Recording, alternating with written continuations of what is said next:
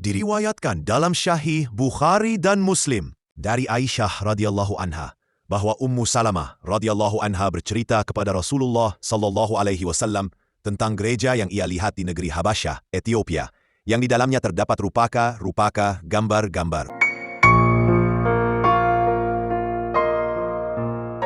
Maka Rasulullah shallallahu alaihi wasallam bersabda, mereka itu apabila ada orang yang saleh atau hamba yang saleh meninggal, mereka bangun di atas kuburannya sebuah tempat ibadah dan mereka membuat di dalamnya rupaka-rupaka, patung-patung.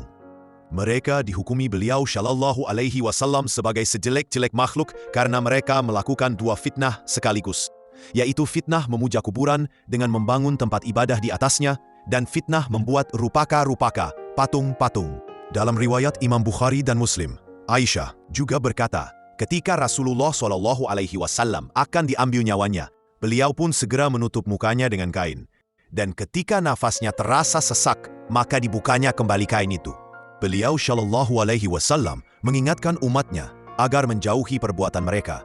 Dan jika bukan karena hal itu, maka pasti kuburan beliau SAW akan ditampakkan.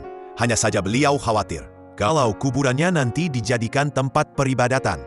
Imam Muslim meriwayatkan dari Jundub bin Abdullah, di mana ia pernah berkata, aku pernah mendengar Rasulullah SAW bersabda 5 hari sebelum beliau meninggal dunia.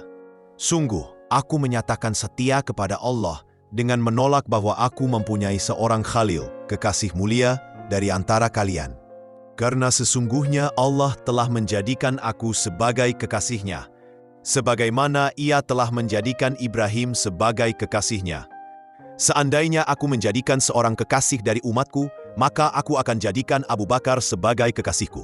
Dan ketahuilah bahwa sesungguhnya umat-umat sebelum kalian telah menjadikan kuburan para nabi mereka sebagai tempat ibadah.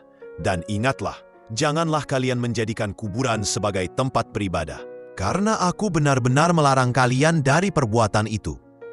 Dan Imam Ahmad meriwayatkan hadits marfu dengan sanad yang jayyid dari Ibnu Mas'ud, bahwa Nabi Muhammad SAW bersabda, sesungguhnya termasuk sejelek-jelek manusia adalah orang yang masih hidup saat hari kiamat tiba dan orang yang menjadikan kuburan sebagai tempat ibadah, masjid.